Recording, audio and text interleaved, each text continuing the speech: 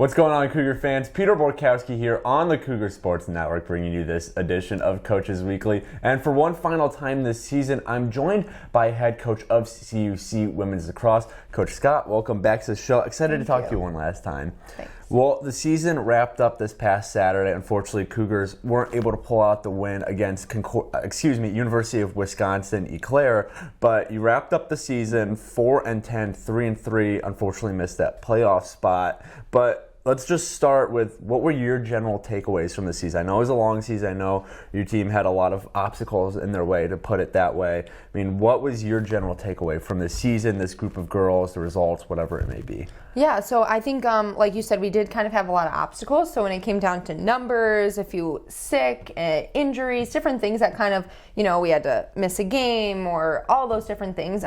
Overall, I really feel like the group, they showed up every single day ready to work, whether it was 5 of us, 10 of us, or all 15. Mm-hmm. And I think as a coach, that is something that's just like huge, and that really made it easy to come to every day. So even though we didn't get those wins or we had to cancel that game, it was just their positivity and their consistency in being there as much as they can, which was, like I said, pretty awesome for us. Obviously the outcome was not what we wanted, so absolutely that was like the tough part of it, I would say, for the first time not making it to our conference tournament. And I think that just speaks for itself, right? It's a big bummer, but they did work really, really hard with all the obstacles that they were given. So unfortunately, it's just it was just the sad outcome of that. Right. Yeah. And not to play what-if games here, but if you could go back and tweak one thing about the season, maybe it's more preparation, maybe it's you handled this game differently. I mean, what was your biggest kind of, we wish we had that back moment from the season? What would you change about that season that just passed? Yeah, so I think we had a lot of kind of attitude issues and consistency with that. So just getting too down on ourselves as some individual players, and then it kind of just like trickled as a team. So I guess from a coaching standpoint, you can always do better. So exactly like you said, you're looking for things like, I wish I would have done this, I wish I would have done that. And I think for me it would be that.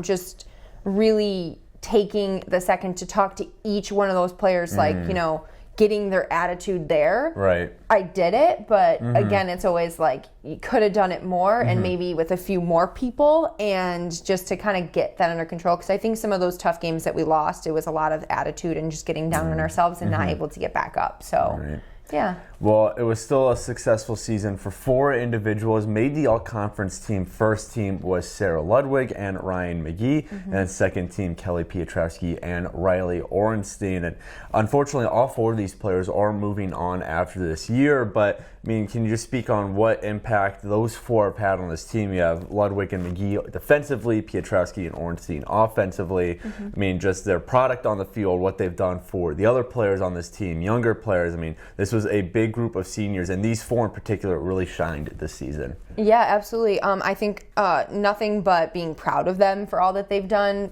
First team, second team, those are all really, really big achievements. And I think, throughout the season, they just consistently worked at those things that I was giving them, which allowed them to shine in those games. And, it comes down to the other coaches in our conference that are the ones kind of recognizing that. So they all did a really good job of showing that they were there and they were present and that they, were the best and wanted to be there. Right. And yeah, there's, other girls on the team who I think should have gotten some awards, but I definitely think that, not just the 4 of them, but there are several other girls and a few underclassmen too that worked super, super hard, just like them, but just didn't quite make it there with the recognition. Well, and now we do have to look ahead to next season. I know the season just ended less than a week ago, but I know as coach, your attention is already focused on the summer and the next season coming up. But I mean, can you give us a sneak preview of what you're expecting next season, what you want to build on? Like you said, despite this big group of seniors even, you still have a lot of underclassmen and newer players who are still going to be here, still looking to grow their game and make an impact. So what are you really looking to build on from this past season going into next year? Yeah, so obviously during the summertime, I can't work with the girls, but for me, I think that we did a good job this season of kind of building that sense of with the captains and them wanting to do it. So I'm really, really hoping that is going to be one of the biggest things for us coming into next year, is that during the summer, the girls who are here are getting together and kind of like doing that and just really keeping lacrosse present in that off season of the summer when, I'm not around and they're not on campus.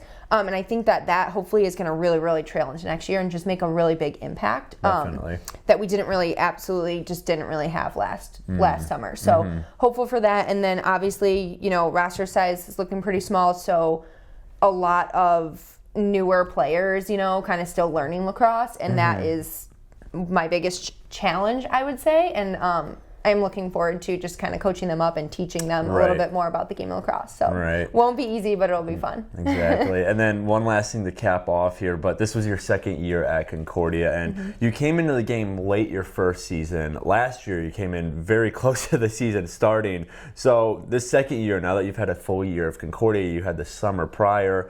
I mean, what was the biggest change for you personally as head coach between that first year and then the second year that you just completed?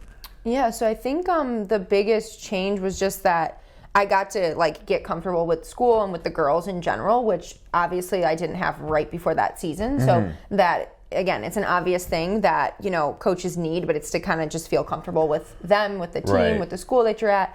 And then one of the biggest things that we did was just focusing on how we were training them and make sure we were doing the right things for their bodies. And that actually really did help us this year. So this season, and doing that in the fall and in our preseason, just extra emphasis on the no injury and working with Coach Ken. So we plan to just keep doing that moving forward. But I would say that was probably our biggest takeaway, was keeping them healthy and able to be out there with such a small roster. Yeah. Well, CUC Women's Lacrosse is done for the year, but information about the team can still be found at our website, cucougars.com.